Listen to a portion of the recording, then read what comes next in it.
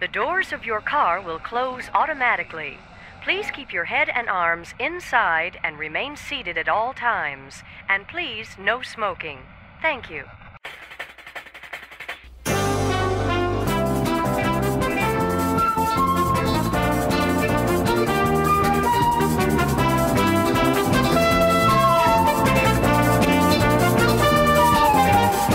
Matterhorn Matt presents Matterhorn Mondays. Hey there, Mountaineers. Welcome to episode 17 of Matterhorn Mondays. I'm Matterhorn Matt, and this week my guest is Alex, a historian. Say hi, Alex. Hi there, everybody. And for the new listeners who don't know who you are, why don't you go ahead and explain your channel? Sure. Well, my channel has a few shows, one of them being my very popular lecture series about the Disneyland rides, talking about their history all the way up until today. And then I have another show where I talk about items or places of historical interest. It's a vlog series where I go into the park. And finally, I have a last show where I talk about my thoughts on things that are happening around the resort. Yeah, guys, I say this every week. You should all definitely go out and subscribe to Alex because he makes really amazing videos and definitely deserves as much support as you guys can give him. So share his channel, share his videos to all your family and friends, and I don't know, some hobo down the street if you want. Just share his videos to him. I mean, just watch his videos, guys, because he makes really awesome videos. Alright, this week's topics are new details for the Incredicoaster, which I'm very apprehensive of talking about. I know we've talked about Pixar for I'm thinking it's 4 weeks straight, but anyways, the second topic is Disney's recent acquisition of 21st Century Fox, and I'm really excited to, I guess, sort of dig into that topic. And then our final one is recommended Disney books. Alex is going to hopefully share with us his favorite Disney books, because I'm not really one for I guess reading, but I mean, I read, it's just not I don't read books, it's just I don't know, it's just a weird thing. But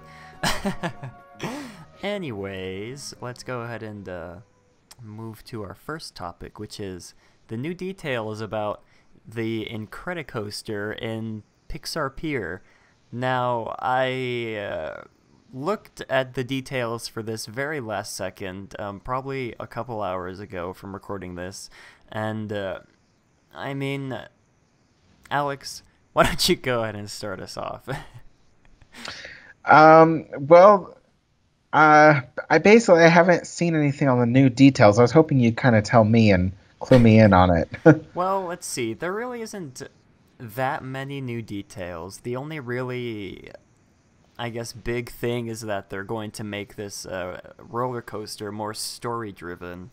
And I remember watching the YouTube video they put out. The reason that they enclosed the parts of the California Screamin', the tubes, the reason they enclosed that is because they want to put animatronics, or I guess not really animatronics, but sort of animatronics inside the tubes to help drive the story along. And they showed a piece of concept art of Mrs. Incredible sort of stretching her way, twisting through the tube, trying to grab at Jack. And I believe the story for the coaster is that Mrs. Incredible puts Edna in charge of, I guess, babysitting.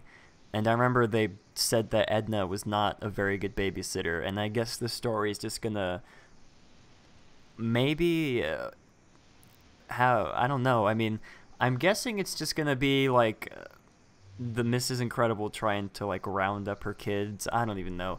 It's just really interesting because the Incredicoaster is a very interesting concept. What are your thoughts on that, Alex?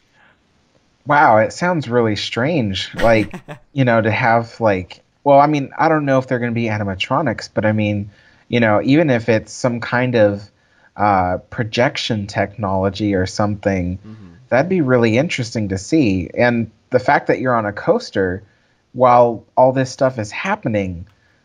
I mean, I wonder if well, the first thing that comes to my mind is I wonder if people are really going to catch the story as they go along, you know? I mean, because it is a roller coaster. I mean, you're preoccupied with, the fast movements of the coaster and the exciting thrills, and I wonder if you're going to be able to really understand the storyline happening around you. You know what I mean? Yeah, and that's really, I don't know. I think I said this before, but it's really hard to like theme roller coasters and like have a cohesive story, like woven through the roller coaster. I mean, they do a good job with Space Mountain. You're taking off into space from a space station, winding through stars, seeing galaxies and asteroids and all that stuff. But yeah, it's really interesting that they're gonna put like animatronics and like models and all that kind of stuff like inside the roller coaster. I mean, I agree with you. I'd be preoccupied with like screaming because of how fast the roller coaster is moving. But I mean, I guess that's why they're putting it at the tubes, because the tubes are part of the lift hill. So I'm guessing that gives the guests a little bit more time to like absorb what's happening around them rather than to be preoccupied by the fast movements.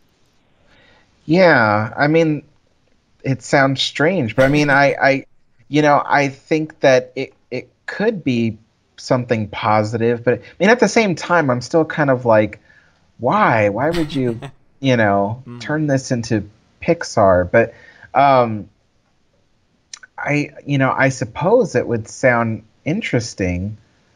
I hope that they do it some justice. I mean, it could go wrong in so many ways. Oh yeah, absolutely.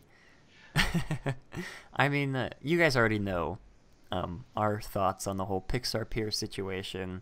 I don't think we have to reiterate it for the 10th, 20th time, but I mean, if you guys want us to talk about Pixar, we can go ahead and talk about Pixar for a whole episode. Comment down below if you guys want us to rant more about Pixar, but I guess that's really it for this, because they didn't really release many like images. There's just like a short little YouTube video, and it just showed like one or two concept images of the Edna and the Mrs. Incredible and the tubes, and yeah, I don't know. I'm kind of excited to see what they do, not necessarily that I'll be like happy about it. I'm just like I don't know, I'm just like anticipating like what they're gonna come up with to replace this amazing roller coaster. Yeah, I mean, it sounds like a really interesting idea, and I haven't, to my knowledge, haven't heard of anything like that before. And like I said, I wonder how it's gonna go. Did you see any more concept for it besides, Mrs. Incredible and Edna? Did you see anything else?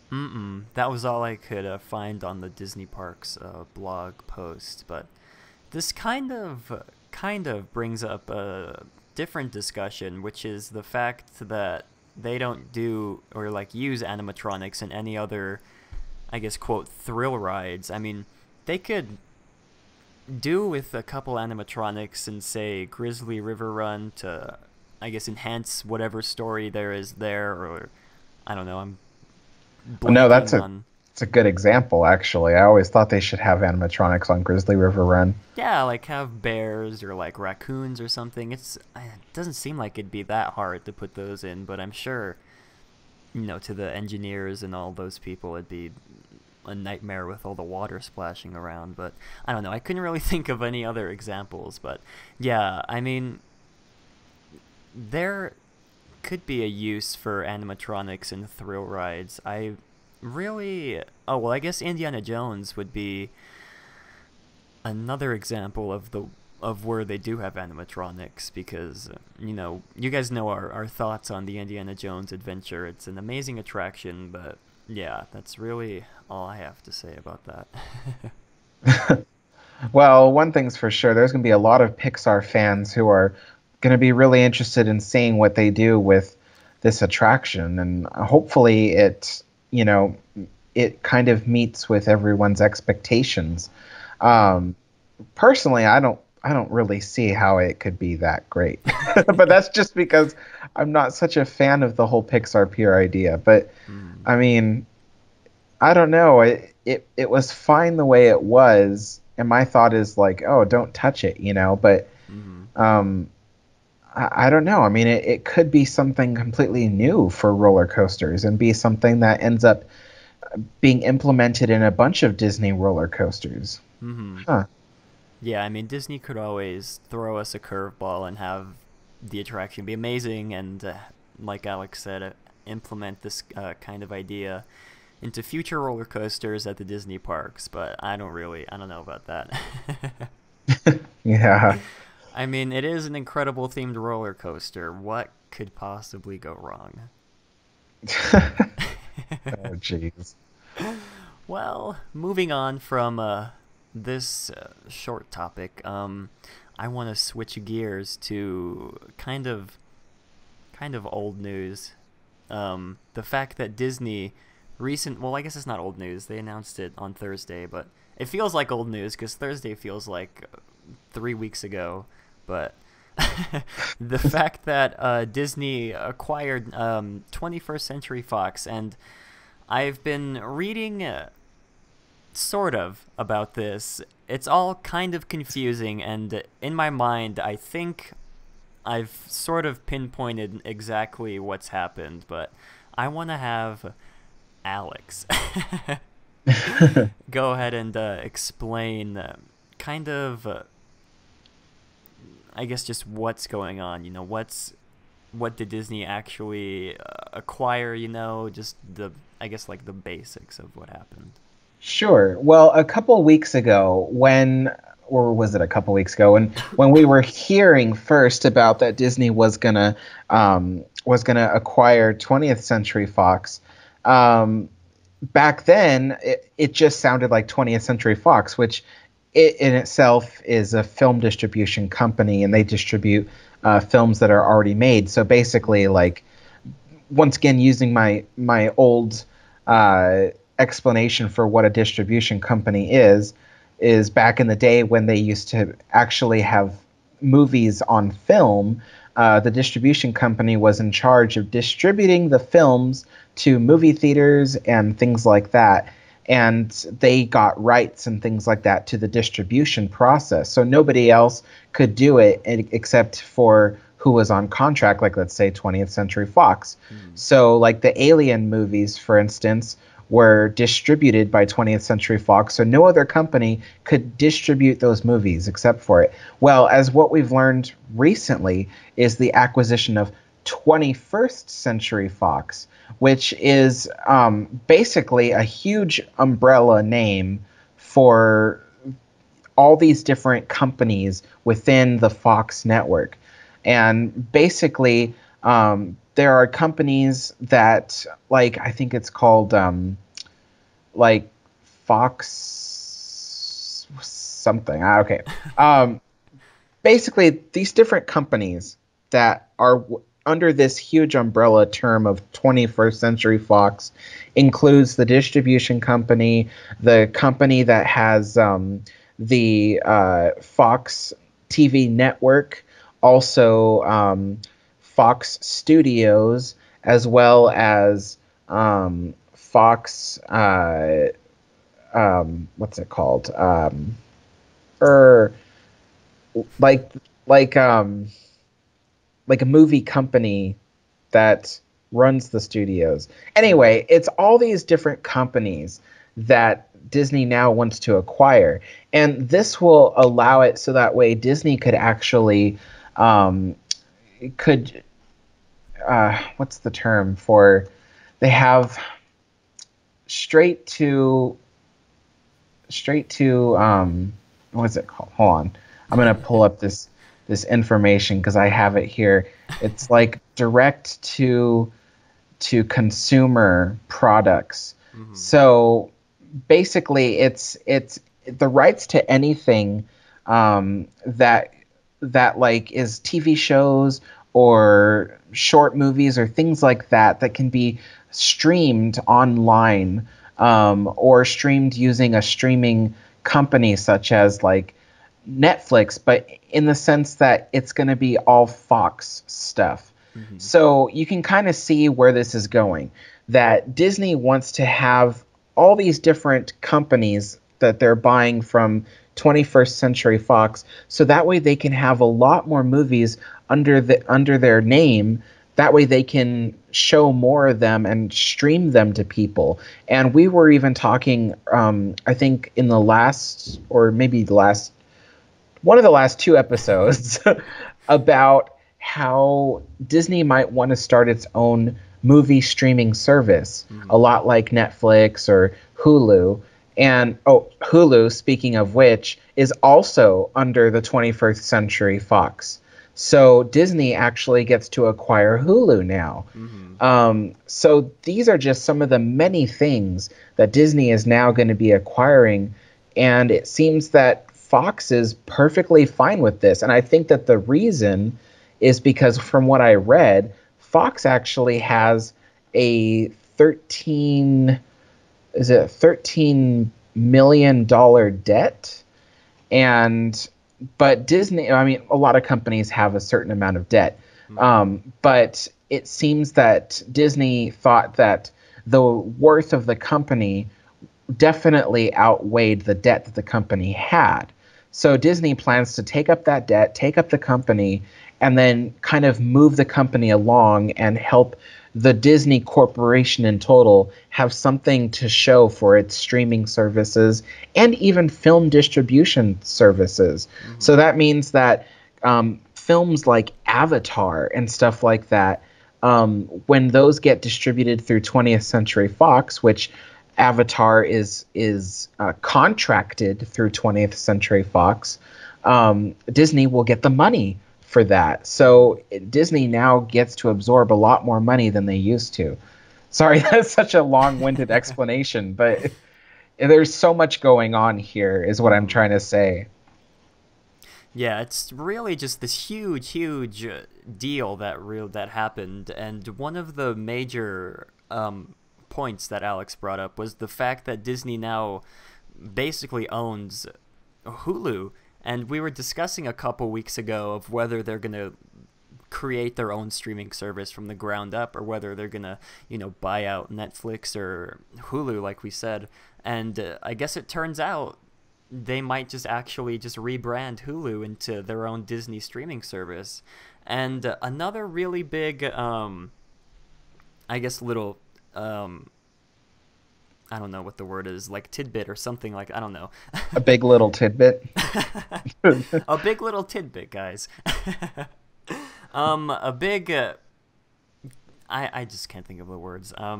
The fact that Bob Iger is going to be extending his contract through 2021, and there were recent rumors a couple weeks ago that he was going to be stepping down in 2019, and that Bob Chapek would be taking over his place, and I guess those rumors turned out to be false, and he's going to be staying on for however many years in 2021 is from now. I can't do math right now, but Yes. You see, Bob Iger was going to step down in 2019 because at the moment there were no plans to do anything else with the company that involved Bob Iger, and so he was planning his retirement.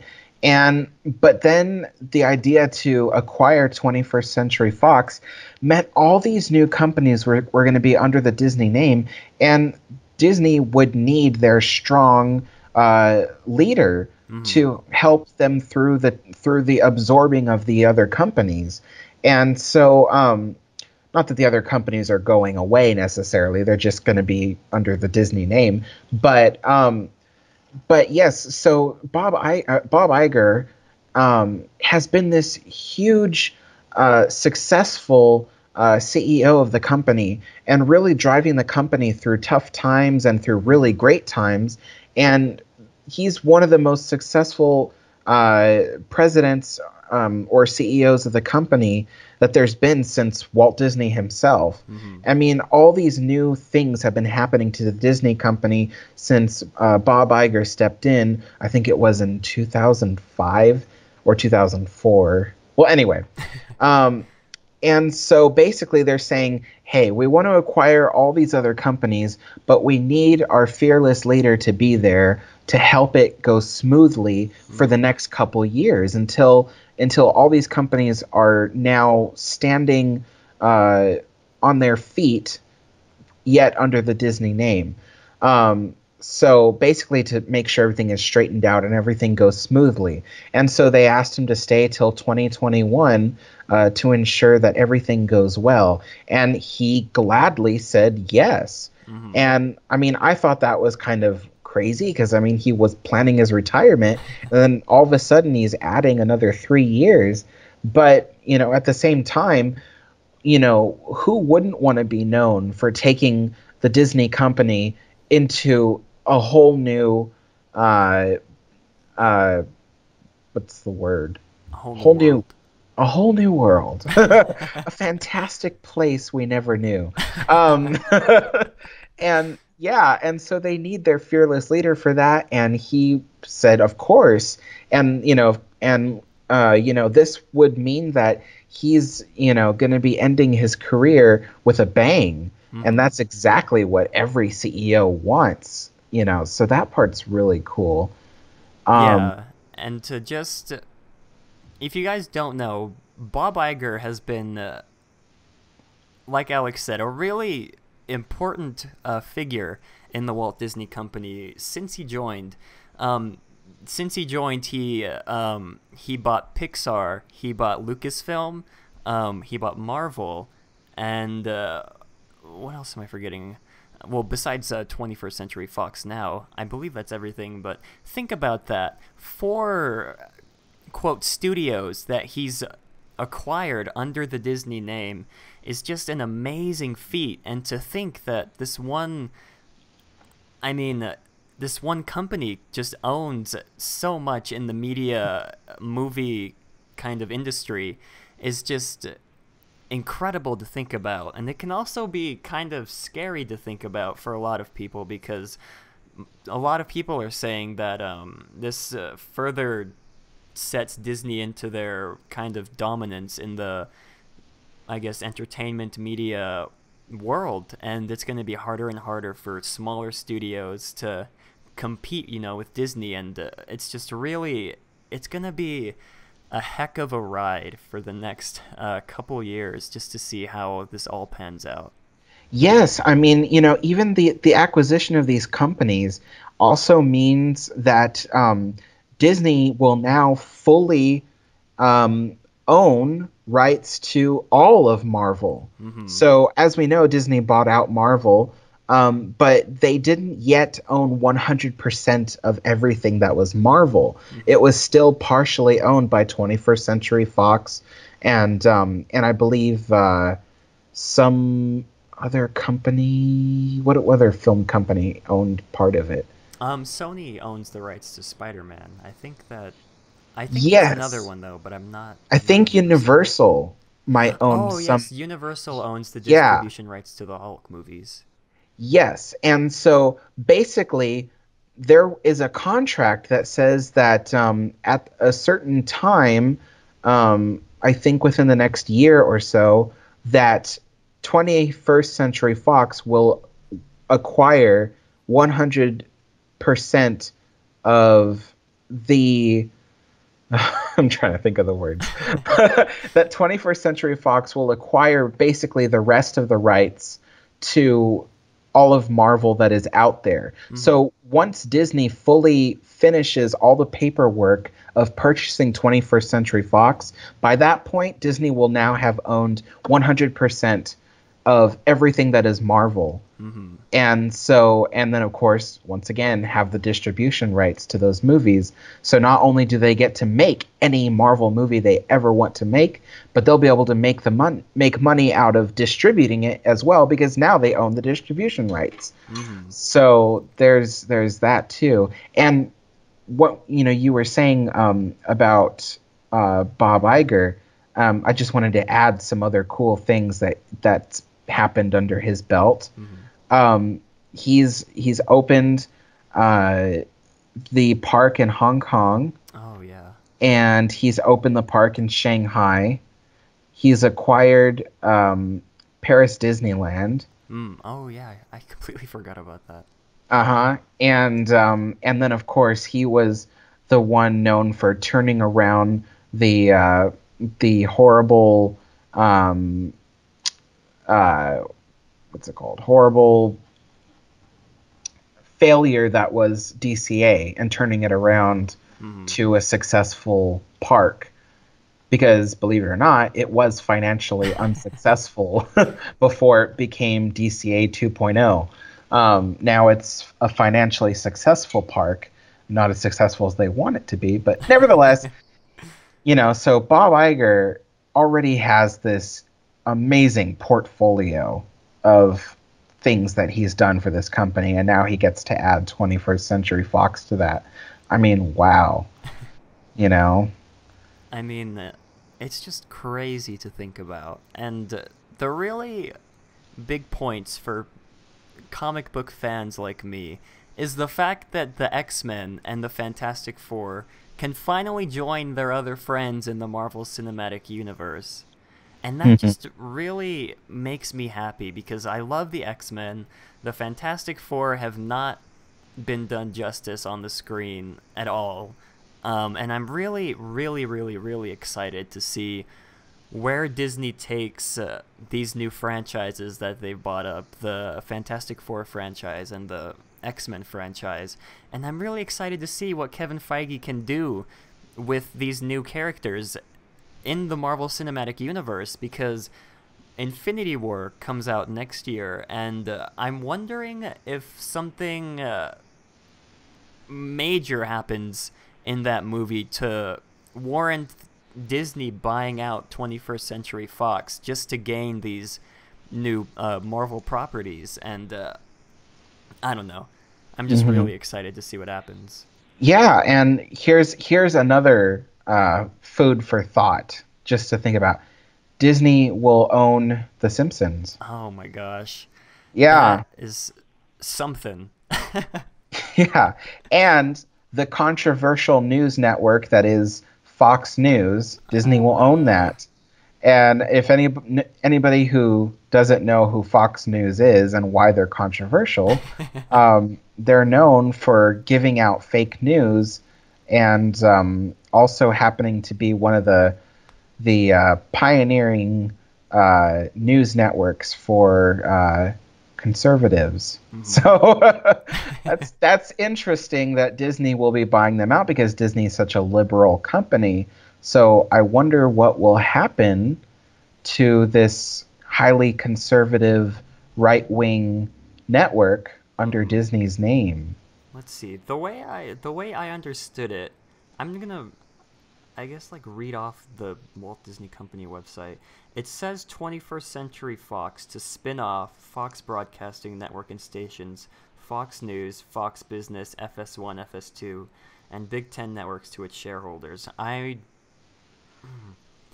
I'm really, I guess, confused as to what that means, because at first I thought it meant that they were going to remain independent from, Disney and the 21st Century Fox, but I'm really confused as to what that whole sentence means. So, yeah. As far as I understand it, and I could have it wrong, but as far as I understand it, there will still be some Fox companies out there that Disney will not own, and others that Disney will own will still retain their Fox name. So that's my understanding of it. But if there's someone out there that understands it even better and knows this legal wording, please step up and comment below. Yeah, someone who is smarter than both of us, who understands all this mumbo jumbo, this business mumbo jumbo. Please enlighten us, because I'm clueless. And if you have nothing to say, don't enlighten us. Oh boy. Another interesting thing, like you mentioned, is the fact that Avatar, the whole line of Avatar movies that are, lined up to being made. I think there's going to be like 9 Avatar movies that James Cameron is going to make. I might be horribly wrong on the number, but I think I'm right. But the fact that the Avatar franchise is now going to be, I guess, quote, a Disney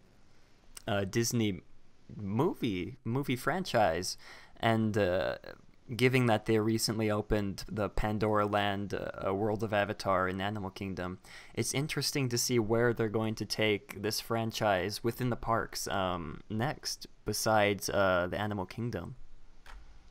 Yeah, I mean, imagine Disney will be able to sell all kinds of Avatar movie themed merchandise. I mean, let alone what's being sold at Pandora. Mm-hmm.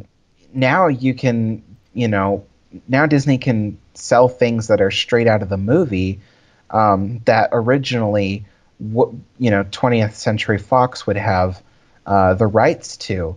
I mean, because there are rights to everything. There's rights to the movie distribution. There's rights to merchandise. Rights to the showings of the movie.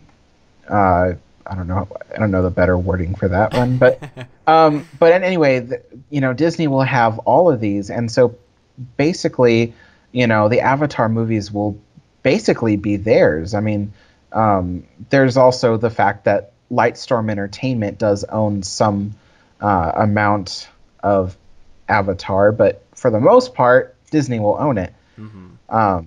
Lightstorm Entertainment is the company that James Cameron, his studio does it. Yeah, that's all this business wording is just really really confusing. I don't know. I should have taken a business class in college. I know. I'm getting like exhausted just wording it. Oh my gosh. And let's see. Another, I guess, sort of interesting point was that Fox I believe they owned the distribution rights to the original Star Wars trilogy. And so now that Disney has acquired, all this 21st Century Fox, whatever, Disney can finally release a fully HD remastered version of the original trilogy. Hopefully, the original Star Wars trilogy.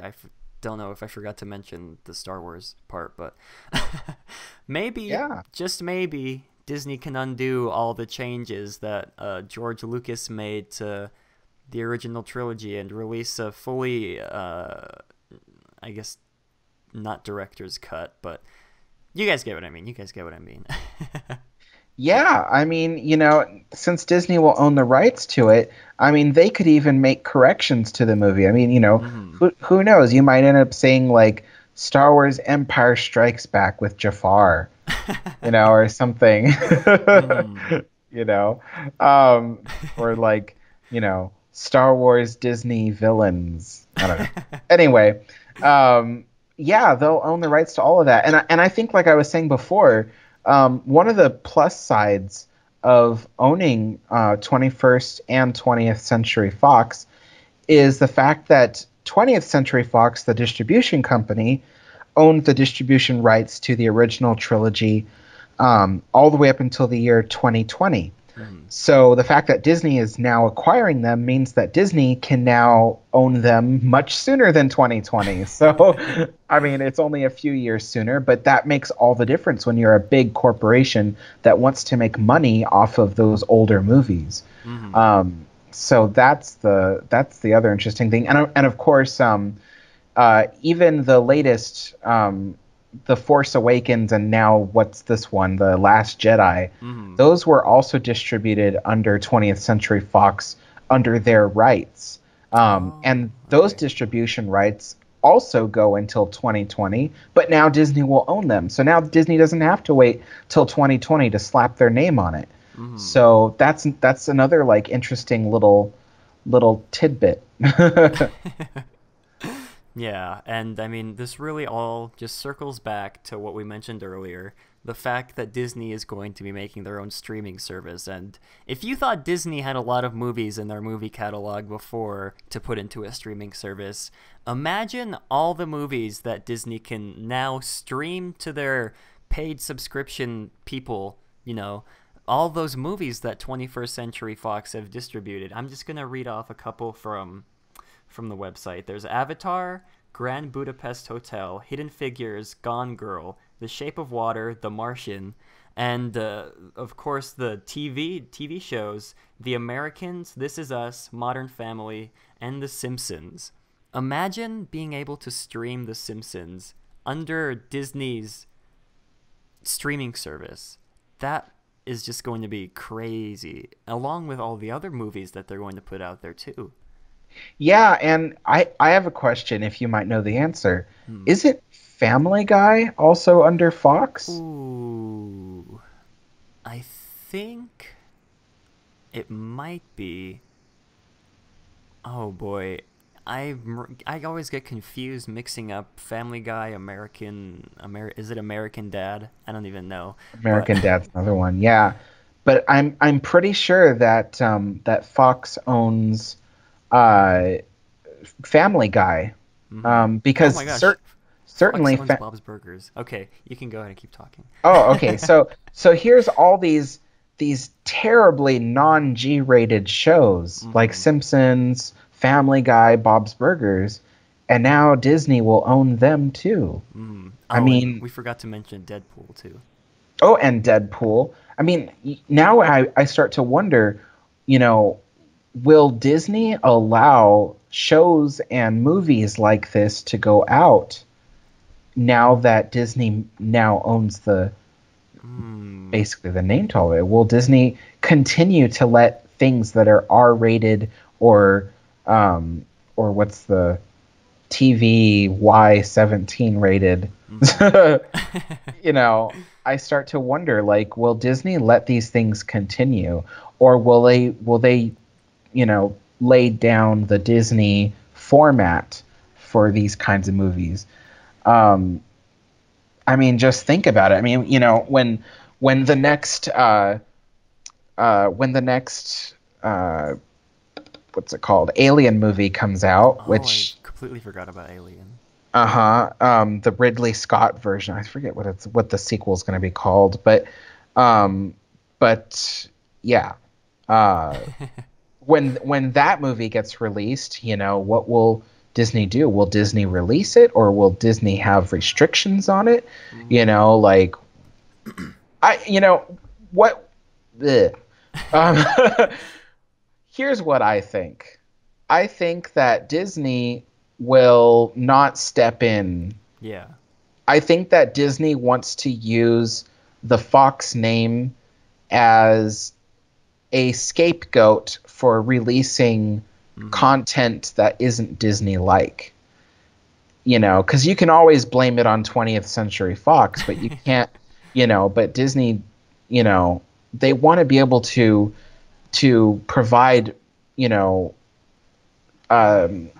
content and streaming services for all kinds of ratings and types of shows.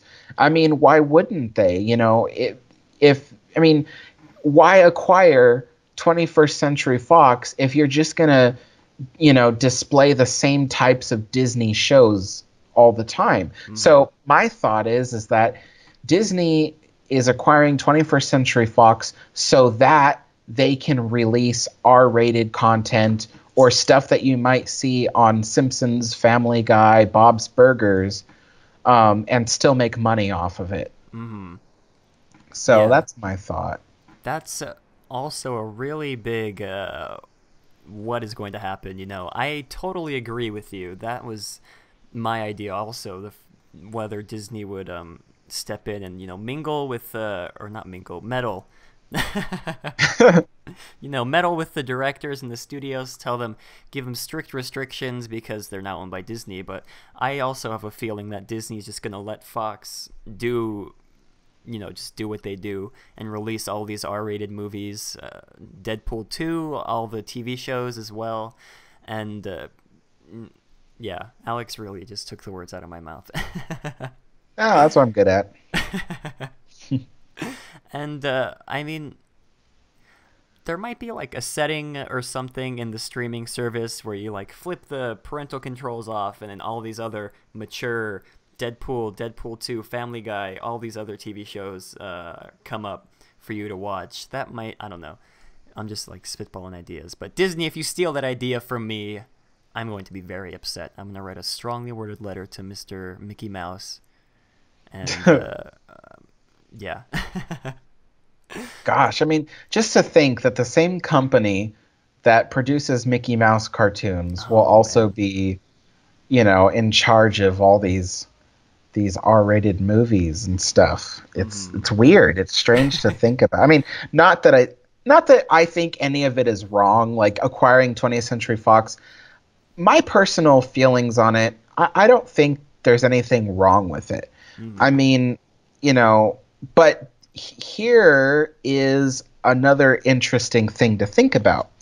Now, the people that rate movies for audiences, there's been a long-standing controversy with them because they happen to be a group of, I believe, 8 people from major film companies, including Disney, Paramount, Universal, and Fox. And they're a group of 8 people that are very secretive. It's hard to find their names, and they rate movies. And so that's why a lot of movies, if you want to have content that won't pass a rating, even though you don't think it should be rated R or X or something, then a lot of times they go unrated and they're released by companies like IFC, which is independent film company. So independent films, and stuff like that are often not rated because of the fact that they can't pass the high standards of the people that rate movies. And so now if you think about it, not only was Disney one of the people sitting in those chairs, but now they're possibly going to be 2 of those people sitting in the chairs. So, so movies that get rated from now on, and imagine the next time you go and see a blockbuster movie, it will now, like 2 out of 8 of those people that rate it will be Disney people. So, and then the more that Disney acquires, when they acquire like someone else in the future, which, I mean, if they could acquire 20th Century Fox, who says they can't acquire Paramount and someone else? And then next thing you know, more seats at that table get occupied by Disney. And then next thing you know, Disney becomes the main person that rates movies that go to your local theater now. So that's an interesting thought. Yeah, this is a lot of what people are worrying about. Just Disney completely taking over the media business and just, I guess like owning everything. But it just really, I don't know. I never really understood what the basis of those people that like rate the movies, because some movies have the F word and they're rated PG-13, but some do, or some other movies also have it, but then they're rated R. It's just, for me at least, it's just a really confusing, I guess, matter to think about. But I'm sure some of you guys in the comments will correct me. But yeah, this really begs the question of what will Disney acquire next after 20th century or 21st century Fox. And it's really, like you said, if Disney can buy out 21st century Fox, what's stopping them from buying, like you said, Paramount or even Universal? I don't really think that would happen, but no. But you do bring up a good point, is that it's pretty much now that Disney is buying out 21st Century Fox, Now it's starting to come head to head between Disney and Universal. Mm-hmm. I mean, before Disney acquires 21st Century Fox, you could look at the database of movies and TV shows released by Disney versus Universal, and Universal wins the cake, you know, without a doubt, because Universal has so many movies under its belt. I mean, I forgot the exact number, but there are literally thousands of movies that Universal has released. And I wish I knew the number, because they announce it on the tram ride at Universal Studios. Oh, that's right. That's right. Yeah, They do. they're like, we have released this many thousand movies, you know, and Jimmy Fallon says that. He says that right in your ear. yeah, and Disney hasn't released thousands of movies. They've only released a couple hundred. But now that Disney will have 21st Century Fox under their belt, now they can say thousands. And so now Disney will become like one of the biggest entertainment companies next to Universal.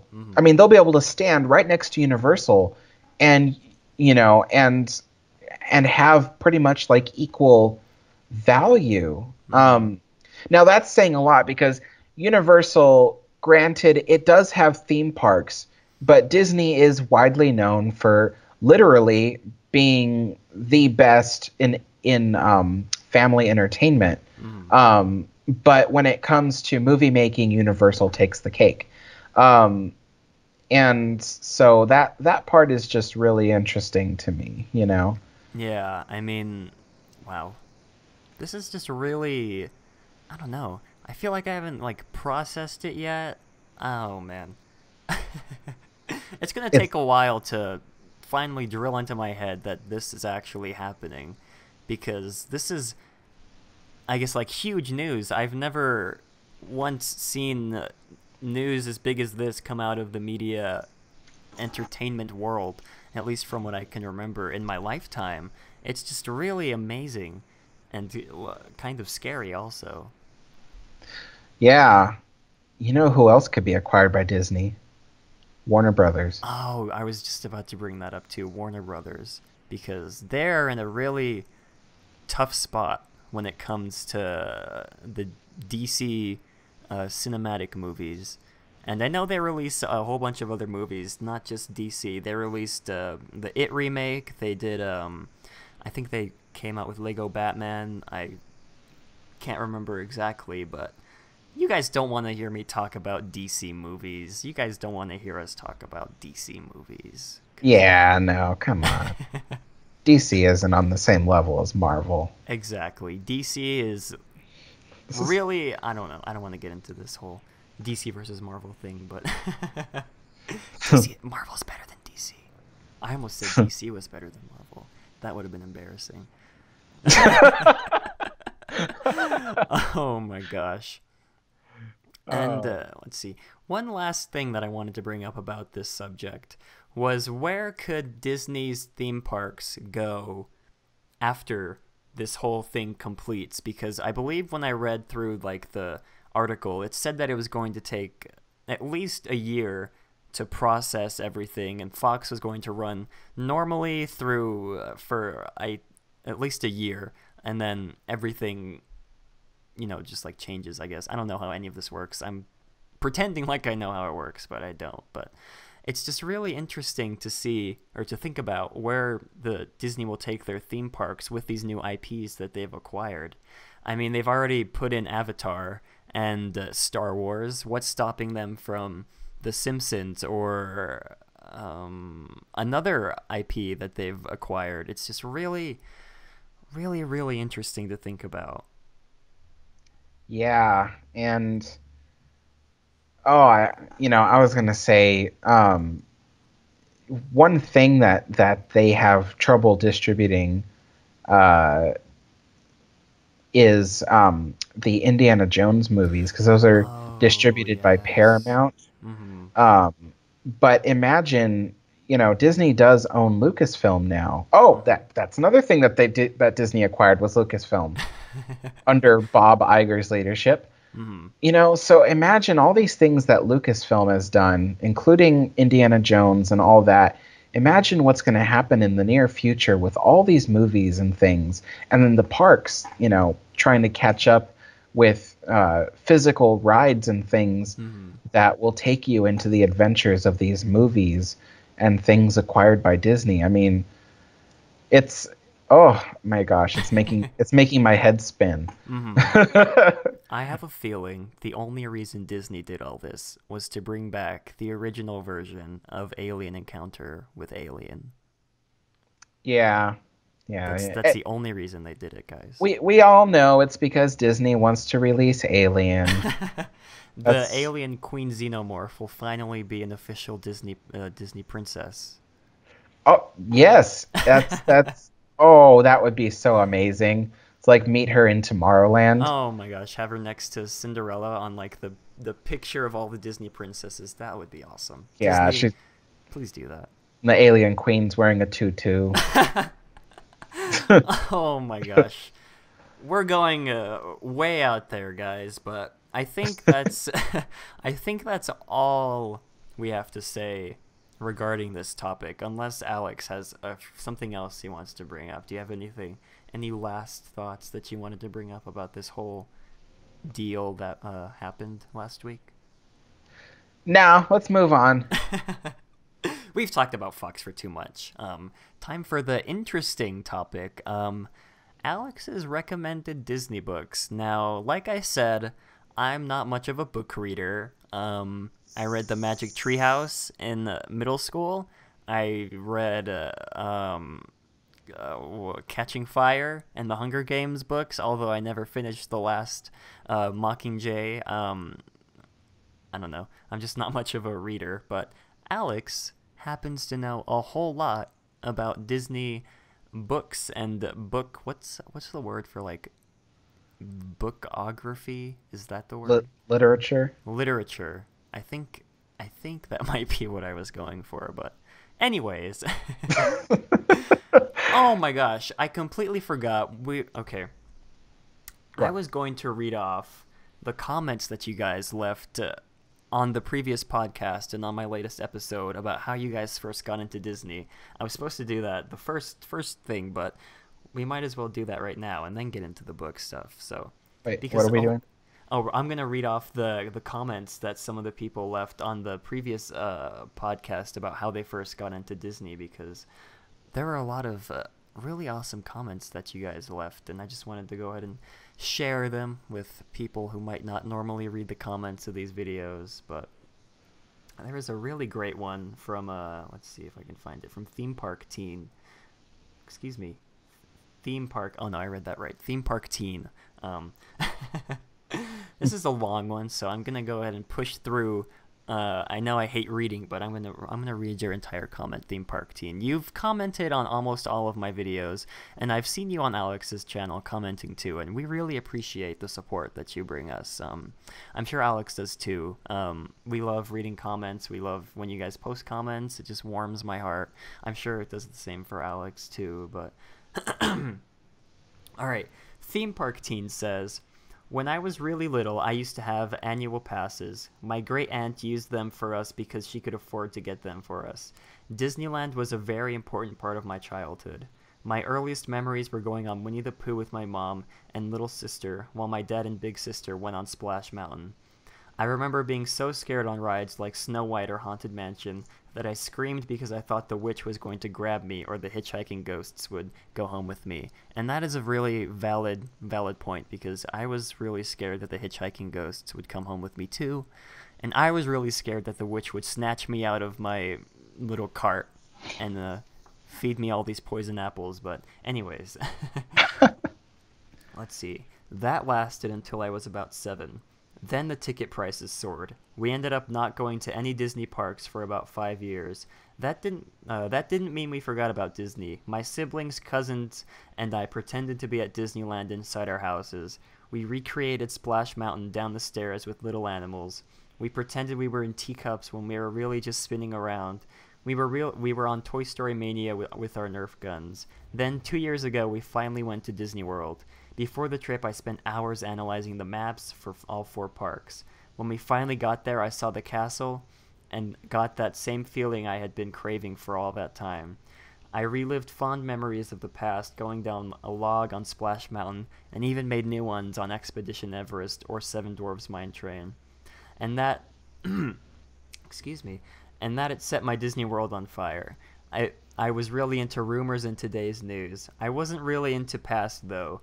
One day I accidentally stumbled on Alex's history videos. I think it was Splash Mountain and the history was so cool and amazing. Then I watched all the videos before that on the same day. After that, I watched every video afterwards. I was disappointed when you ended your history videos, but excited when you created even more. This past summer, I finally went back to Disneyland, and it was the best time of my life. I already have a Disneyland trip for right after New Year's, one in the summer, and am returning to Disney World next winter. That's the whole comment, and that is a really Touching. amazing, really touching, really amazing story. I know Alex commented on that, replied to your comment, and it's just really amazing how much of an impact Disney has, and Disneyland too, just not just the movies, the theme parks too, have on everybody's lives, especially just in this community, the Disney community. I don't know, I'm at a loss for words. I just read that and I get misty-eyed. What is that thing people say? A frog spit in my eye. Is that the saying? Yuck. I don't think that's the saying. But no, I anyways. don't. Yeah. But yeah, Theme Park Teen, thank you so much for commenting. It really means the world to us, reading these comments, and let's see. It meant the world to me when I read that part about stumbling across my video and then, reading, then watching all of them and then, being sad that I stopped. That made me feel so good because, those videos really took a part of me in order to make them. And so I really put myself into it. And, and so when people love my videos and appreciate my videos, I feel so good. I'm sure Matterhorn Matt feels the same way about his videos. Mm-hmm. Thank you, Theme Park Teen. Like I said, you comment on almost every one of our videos, and we really appreciate the support. And hopefully maybe we can get you on the podcast soon, because we're looking to get more guests, not just Manny. Not that Manny is a bad guest. Manny is an awesome Horrible dude. I mean, yes. Just kidding, Manny. And we're really sorry we couldn't get you on this week. We were kind of scrunched for time, but yeah, hopefully we can get new people on in the coming weeks, coming months too. Maybe, I don't even know. We'll figure it out when we get there. But let's see. There's another comment by Mark Allen. He's another one of the commenters who comments on every one of our videos, and Mark is just a really awesome dude, and I really want to meet, I want to meet all of you people so bad and just give you a handshake or give you a hug for supporting me and supporting Alex, and hopefully, maybe, just maybe, we can plan a meetup next year sometime in the future, next year in the future. I think it's implied that next year is the future. Tomorrow's the future also, but yeah, we've been doing whispers and talks about a meetup, and hopefully everything can go through smoothly, and that's all I'm going to say about that, because I don't want to get your guys' hopes up and then have nothing happen, but there might be a meetup soon. Anyways. Oh, excuse me. All right. Mark Allen said, I first started dreaming about going to Disneyland while watching World of Disney on TV as a little kid, but didn't get to go until I was 19 in the service. Tron was a different movie, but I think that sums up his how he got into Disney. But Mark Allen, thank you so much for commenting. I don't know. I love reading your comments. He always leaves really detailed and amazing comments that I don't know. I look forward to reading them every time I put out a video. Yeah, me too. Mark Allen always leaves like really great comments and is really engaged in, That's the word, you know, engaged. yeah, and also I he's the think he one. follows me on Twitter. Oh yeah. I think, Well, yeah. he's the one that paid for the microphone that I'm recording my Oh my voice right gosh. now. Mark Yeah. Allen, thank you for providing Alex the historian with this amazing microphone because he sounds he sounds good on it. Oh shucks, thanks. Let's see. I believe there's one or two more. All right. Gary Vaughn says, "My family moved just a few miles from Disneyland in the early 70s before I hit grade school. DCA is where the parking lot used to be, and we used coupons for rides. I was hooked the first time I saw the front of Disney from the parking lot. I miss the People Mover and Skyway. Best memory is riding Big Thunder Mountain when it first opened. Loved watching Disney fireworks from home too." That must be amazing, watching the fireworks from your house. I cannot even imagine how awesome that would be. Not having to pay to get in. You can just set out some lawn chairs in your front yard or maybe your backyard and just watch the fireworks. Have a little cheese and crackers while you're watching the fireworks. Is that what fancy people eat? I don't know. No, they don't eat cheese and crackers. They have Oh. caviar. Oh, okay. Having a little caviar while you're watching the fireworks. But yeah, really, thank you so much for commenting. I'm going to say this like 20 times when I read these, but it really means the world to us that you guys love Disney and also support our channels. Yes. Yes, it means a whole lot to us.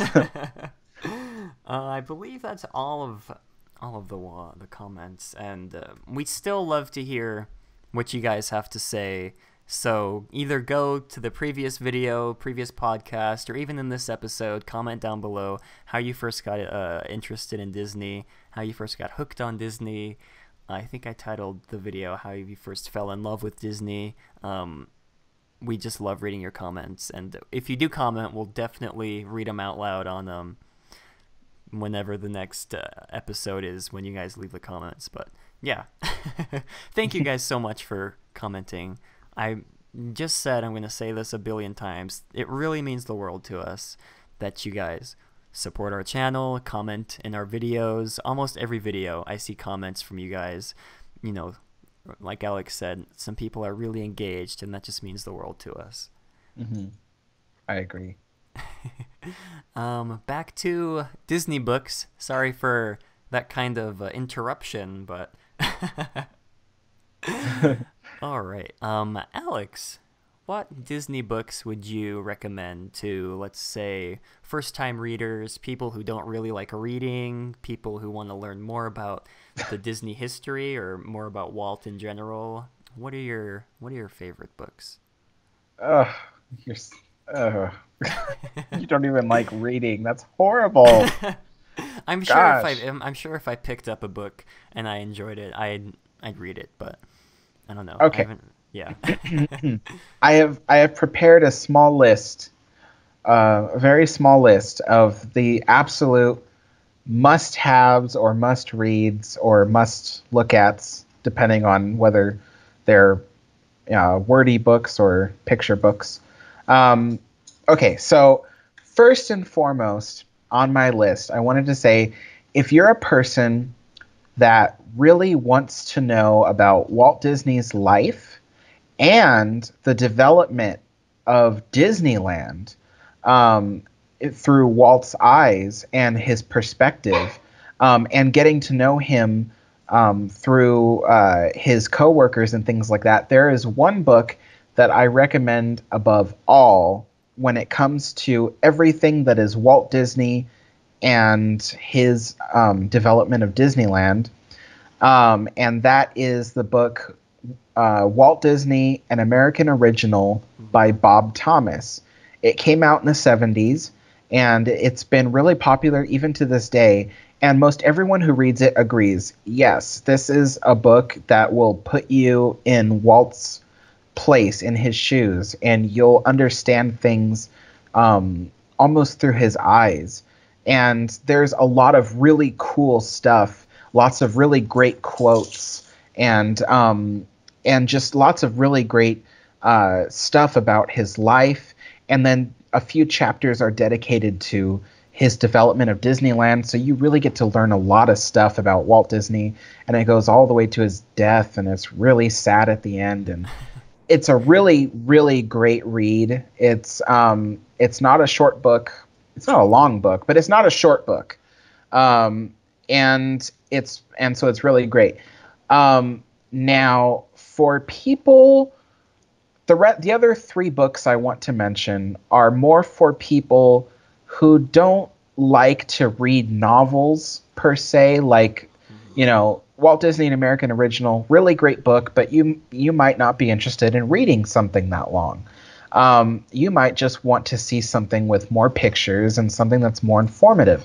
So, okay, so the next up book, which is the second one on my must-have list, must-read list, it's a picture book with explanations, and it's called Disneyland Then, Now, and Forever, and it's written by Bruce Gordon. I believe there's another co-author. I forget the co-author's name, but one of the authors is Bruce Gordon. And the book is really great. It's basically a book that takes you through each ride of Disneyland and starts you off in the past. So what's the first thing that was there, and then moves on through history all the way up until today. So, for instance, if you're reading about Thunder Mountain, it'll talk to you about Rainbow Caverns Mine Train, then move on to Mine Train Through Nature's Wonderland, and then on to Thunder Mountain. And it has pictures and short paragraphs that really delve into the history and tell you some stuff that you have never heard before. For instance, one of my favorite ones is it talks about how Imagineer Bob Gurr developed the Autopia cars, and that at the time luxury car companies were after him looking for the designs for the car because it could withstand multiple impacts without the frame cracking, and the outer shell was very flexible because instead of it being made by metal, it was made of fiberglass. And then, of course, the fact that the engine could withstand being in first gear for 16 hours a day without braking. So that was an interesting little fact that you will learn from that book. So there's lots of really cool stuff you'll learn from the book that you can't learn anywhere else. And that's why it's on my must-read list, especially with the fact that it's got its pictures and its great explanation. So once again, that was Disneyland, Then, Now, and Forever by Bruce Gordon. And moving on to my next book on the list, the next two books are by the author David Koenig. And basically, you have the book Pirates of the Caribbean, which talks about the history of the ride, goes all the way back to its origins as a walk-through wax museum, and then the ideas of incorporating audio animatronics and then turning it into a boat ride, and it really goes into depth. The book is half pictures, half paragraphs of reading. So it's 50-50, but it's really great. There's lots of great stuff to learn and lots of humor because he talks about the Imagineers and their funny stories creating Pirates of the Caribbean.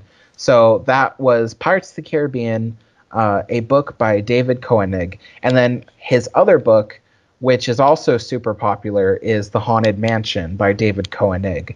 And the Haunted Mansion book is also really great. It's once again, it's 50-50. It's pictures and reading, and it talks about the history of the Haunted Mansion as a walkthrough, kind of a scary museum, and then going into Walt's idea of a haunted house, and then, of course, after his death, creating it into a ride-through attraction and things like that. So those are the 4 must-have books on my list because those are really great. And I'll mention just one more book on top of that because I know some people are like really interested. There's a book called, and this is okay. This is for if you. It's not necessarily about Disneyland. You just want to have art for all of the company, like all the movies they did, all their art. It's called The Art of Walt Disney. Gosh, I don't remember who it's created by. Huh. Okay. Well, anyway, it's the only book called The Art of Walt Disney. Okay. There's no other books out there called The Art of Walt Disney. And it's a huge book. Okay. It's like 18 inches tall and 12 inches wide, and it's thick. It's like 3 inches thick, and it's a massive book of pretty much every piece of art created by the company.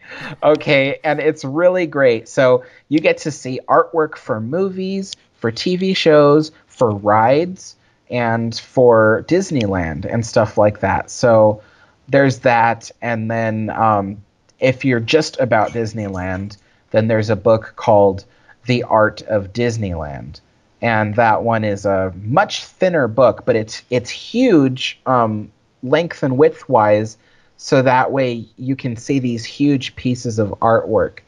So those are the books on my list, and I highly recommend all of those to new readers or just readers who want to learn stuff. Once again, I have to say that, back in 2003, when I first started researching Disney, I didn't have YouTube to look at. There weren't any vloggers or YouTubers out there that were really discussing Disneyland in such depth as they are today. So back then, I had these books. These were my books for learning everything I learned about Disneyland, and I learned everything that I learned about through books and through photographs of the park and through the artwork of the park. So books are my go-to.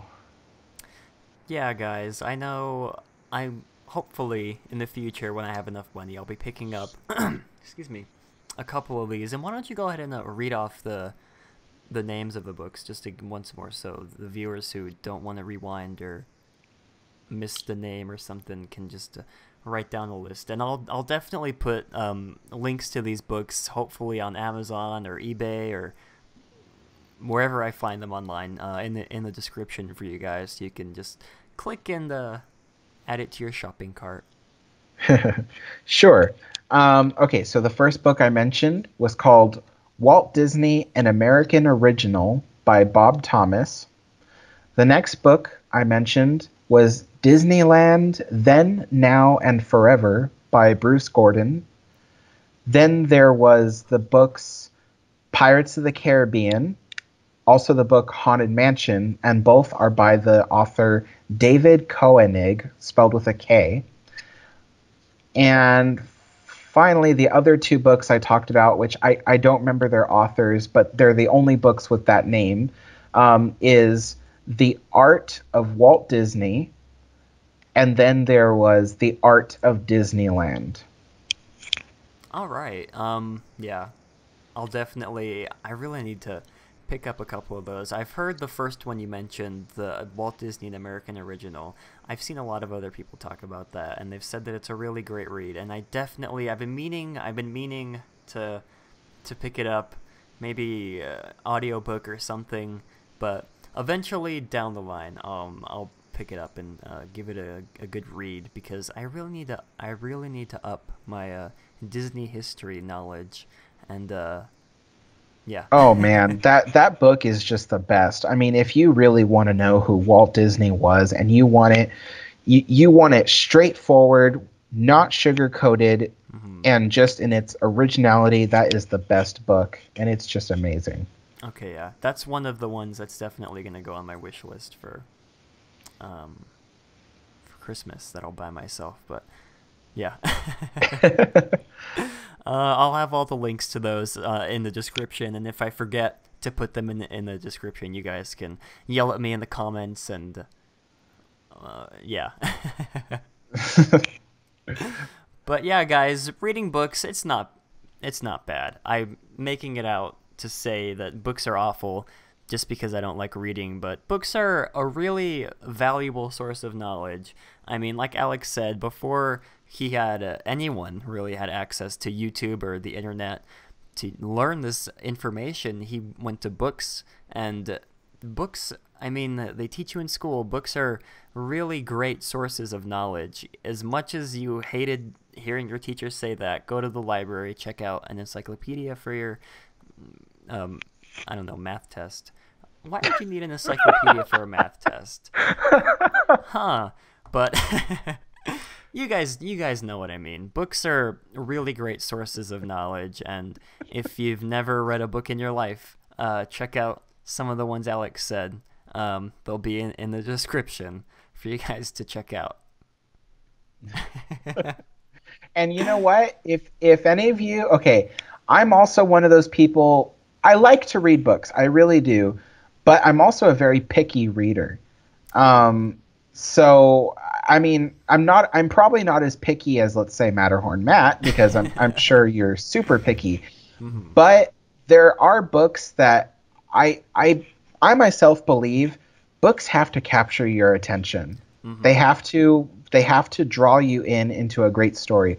And so if anybody wants to know, they can email me at disneylandhistorytoday@gmail.com, or you can just go to my channel and leave me a comment somewhere, and you can ask me what are some other books that are not Disney related that I've read that I think are really cool and I recommend for those who don't normally read. And I can tell you, I mean, one of them is the book Jurassic Park. So that is one that I've heard that's good too. Man, there's so many good books that I just haven't read. What am I doing with my life? What are you doing with your life? You're on the internet all day, young man. It's sad because it's true. You're making your Disney videos and your yeah. But yeah, guys, if you have any other questions, you can email Alex, like you said, or comment in one of his videos, or comment in this video. I'm sure Alex reads my comments not as often as he reads his own comments, but if you guys have any books that you'd like to share, comment down below in the description, or comment on Alex's channel. I don't know, it doesn't matter.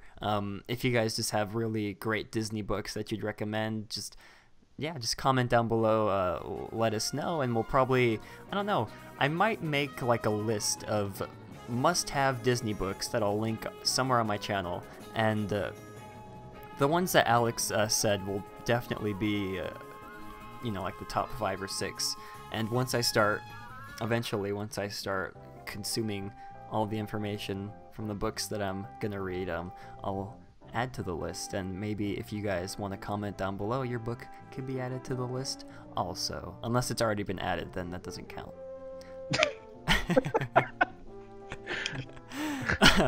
Oh my gosh, this has been a really, really great episode, guys. I hope you enjoyed, because I think that's just about gonna wrap it up. I mean, I don't have a lot to say when it comes to books, but I do own 3. They're not really like books like novels, but they're picture books, guys. I own 3 Disney picture books.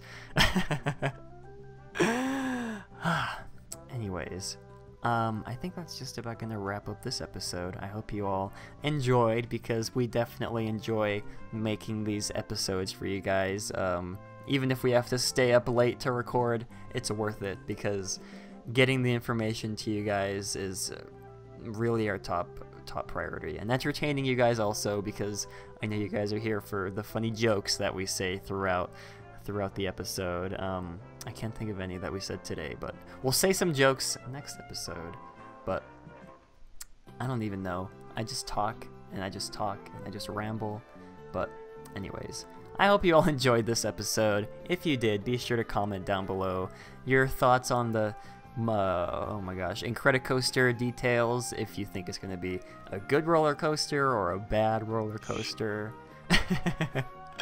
Or even comment down your thoughts of the 21st Century acquisition. I mean, there's a whole lot to talk about regarding that. We just scratched the surface in this episode. And also, like I said, comment down your opinions on Disney books, your favorite Disney books, just Disney books in general, because the comments down below are the place to comment if you want to comment about Disney books, because we talked about Disney books in this episode. It's late, guys. I'm sorry. It's been a long day. Oh my gosh, I should just end it right now, just so I don't say anything else just weird. Spare everyone your looping words. Well, guys, I hope you all enjoyed, and if you did, I already said the comment stuff, but as always, have a great, big, beautiful tomorrow.